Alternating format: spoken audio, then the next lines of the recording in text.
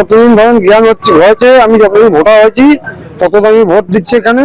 আমার বাপ দাদা 7 প্রস্তাব এখানে আছে, কোনো অসুবিধা নাই। আমাদের সবারই মানে ভোটার লিস্টে নাম এসছে, প্রথম চান্সে নাম এসছে, আমার পুরো পরিবারের নাম আছে এখানে। আমার মুরগি লাইনে অনেকগুলো আছে, এটা একটা কোম্পানিতে কাজ করে আমি একটু তো ভয় লাগবে। উনি দল বলে এসেছিলেন, অনেক লোকজন এসেছিল, পুলিশ প্রশাসন ছিল, আমরা সরে দিয়েছি, আমি সরে গেলাম, আমি কিছু বলিনি।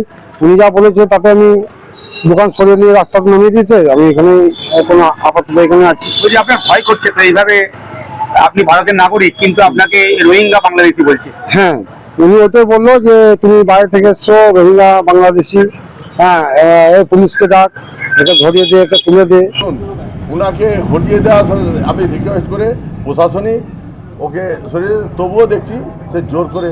সে আমার এখানে কোনো বাসিন্দা নয়, এই বাংলার কোনো বাসিন্দা নয়। সে একটা পরিষ্কার সবাই সামনে দেখা আছে, সে একটা রোহিঙ্গা জিহাদি। সে তাকে দিয়ে এইসব মুরগির দোকানের ব্যবসা করছে।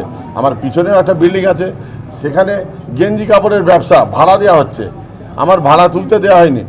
এই অবস্থায় আছে। আমি এখন যাব ইলেকট্রিক সাপ্লাই অফিসে, ইলেকট্রিক পোলটা আমার সরাবে কিনা। যদি না সরায় আমি তার সঙ্গে এসএসের সঙ্গে কথা বলবো। যদি না সরায় আগামী দিন যে কোনো সময় আমরা অবস্থান বিক্ষোভ, এবং আমি ব্যক্তিগতভাবে আমি এখানে অনশনে। তোমার এত সাহস হয় কি করে নাও? তোমাকে কে বসিয়েছে? কার কার প্রলোভনে তুমি এখানে এসছো? তোমাকে বলতে হবে।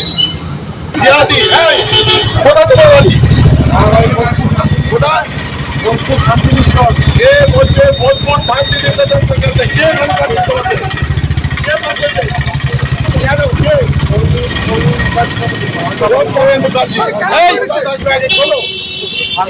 তুমি একটা জিহাদি, তুমি বাংলাদেশের রোহিঙ্গা, তুমি একটা হিন্দু, সনাতনী হিন্দু, তুমি এইখানে দখল করে এসে মুরগি কাটার ঘর করেছো।